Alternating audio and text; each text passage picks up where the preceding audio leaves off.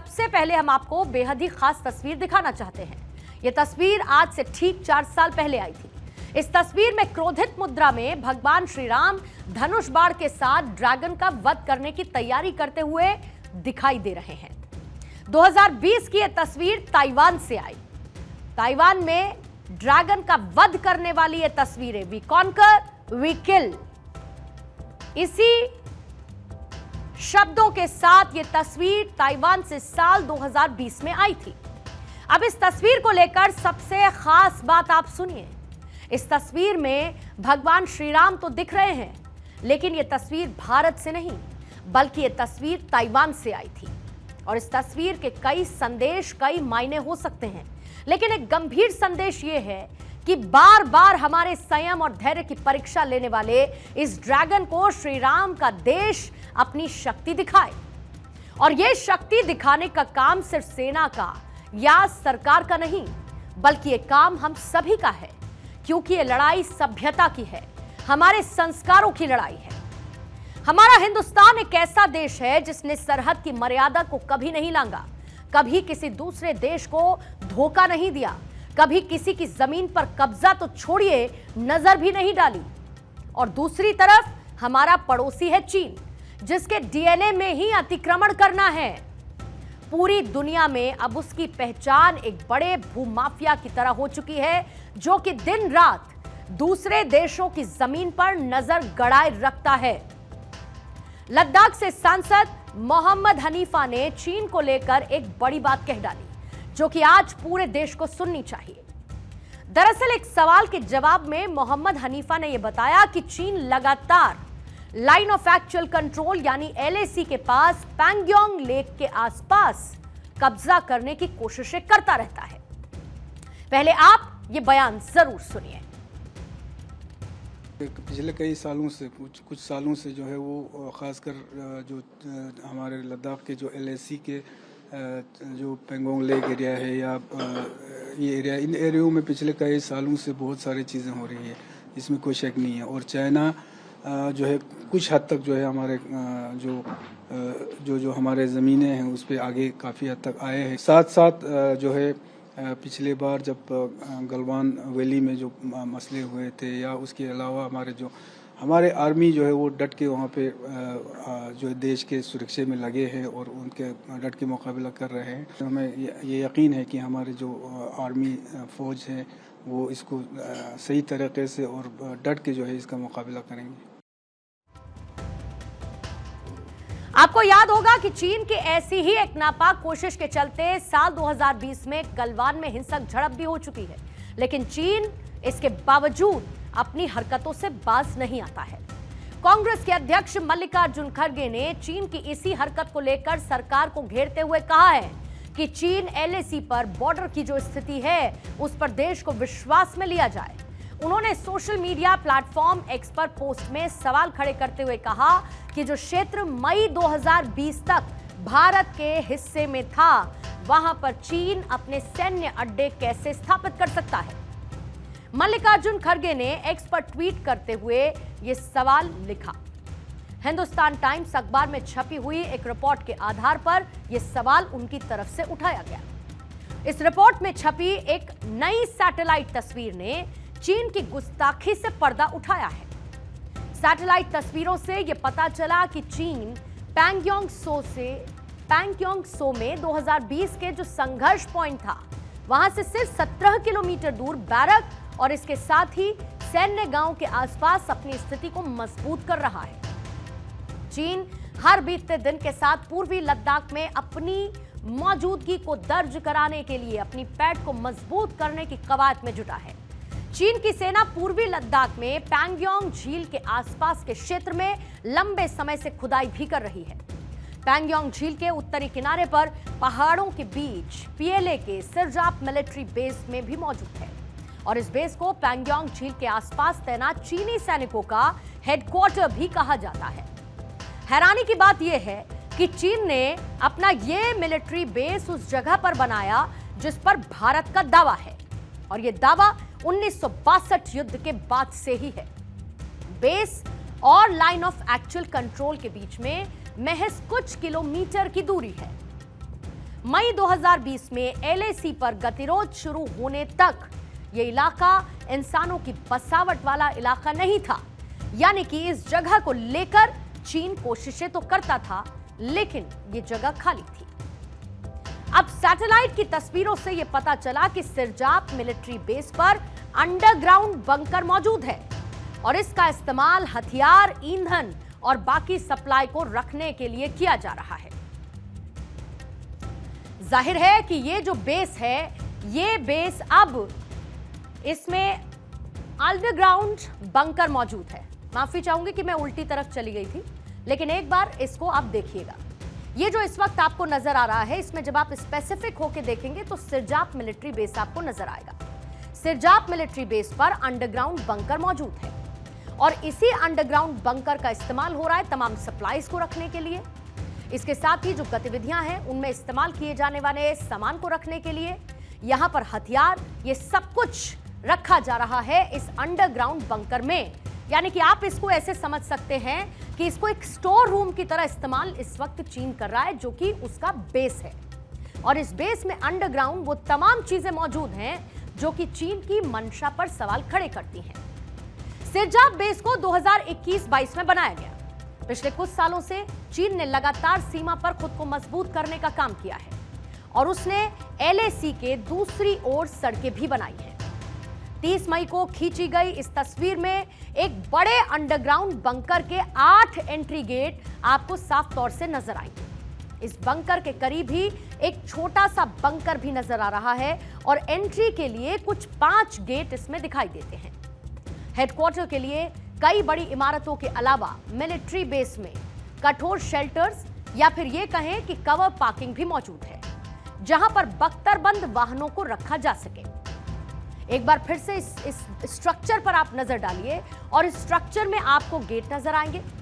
इस स्ट्रक्चर में आपको वो अंडरग्राउंड बंकर का इलाका यानी कि उसका सेंटर पॉइंट नजर आएगा और यहीं पर मौजूद वो तमाम चीजें जिनको अपनी नापाक हरकतों को अंजाम देने के लिए चीन इस्तेमाल करता है।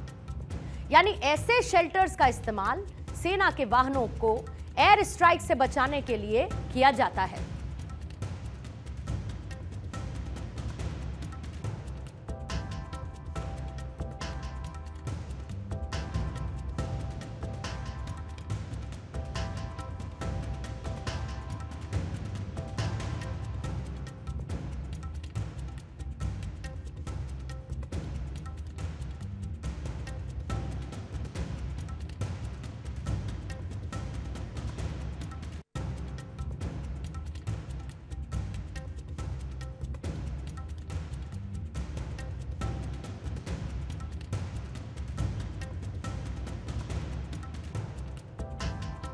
खबर यह है कि चीन के इस मिलिट्री बेस पर मौजूदा समय में तोपखाने और अन्य हथियार मौजूद हैं, जिन्हें सड़कों और खाइयों के एक बड़े नेटवर्क से जोड़ा गया है और जरूरत पड़ने पर इसी नेटवर्क का इस्तेमाल कर चीन की सेना हथियारों और तोपों को बॉर्डर तक ला सकती है।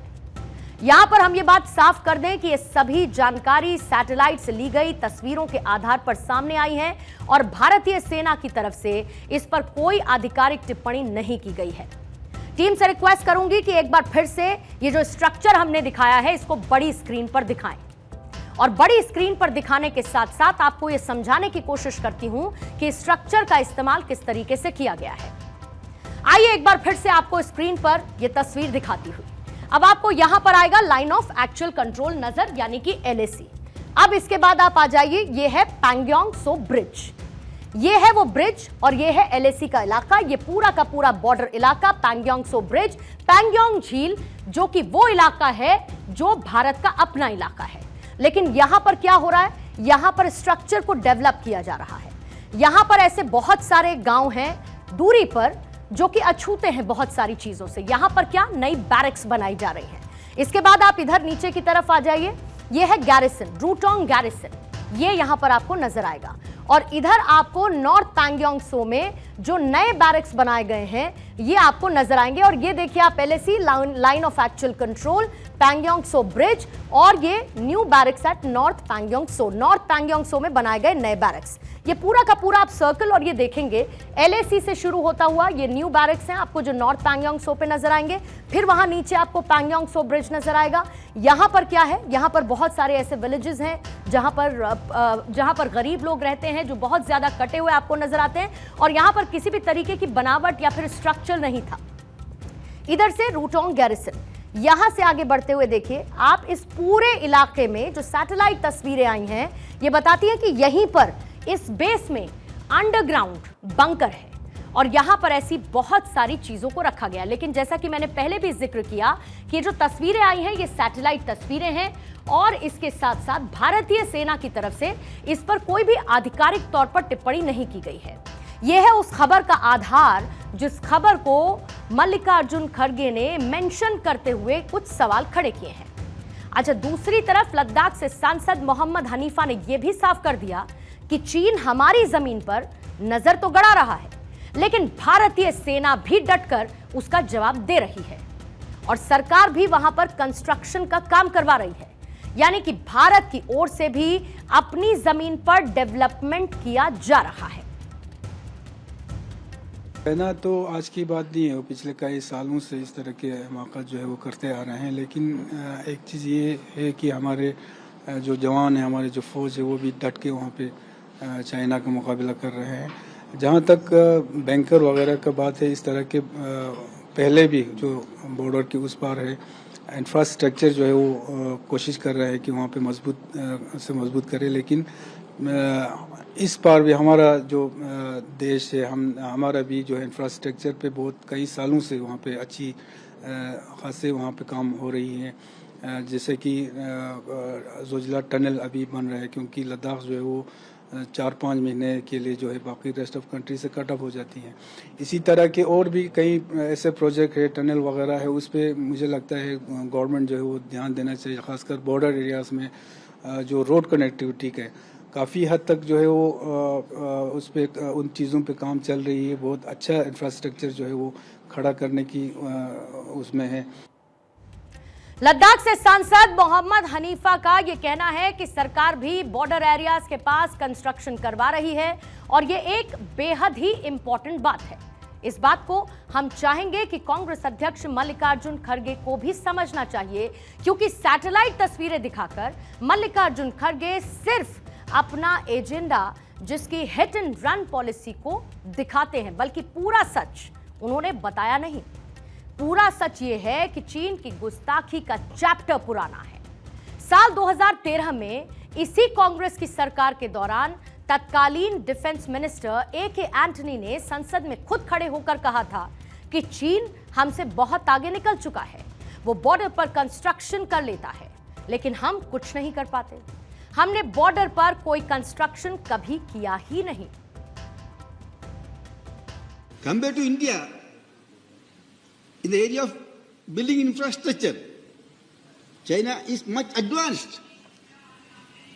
Their infrastructure development is superior to India. For many years, there was no construction of roads, airfields, nothing in the border areas. By that time, China continued to develop their infrastructure in the border areas. So as a result, now they have gone ahead of us. यानी कि कांग्रेस आज तो कह रही है कि देखिए वहां पर चीन कंस्ट्रक्शन कर रहा है, आप क्या कर रहे हैं।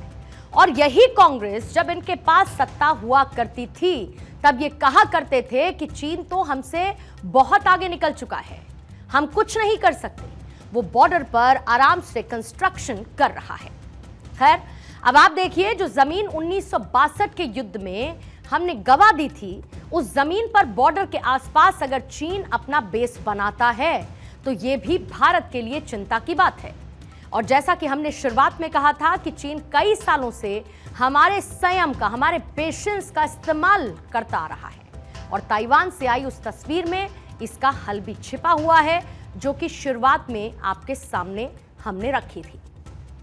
दरअसल रामायण में एक प्रसंग है कि जब भगवान श्री राम की सेना लंका जाना चाहती थी तब समुद्र उन्हें रास्ता नहीं दे रहा था।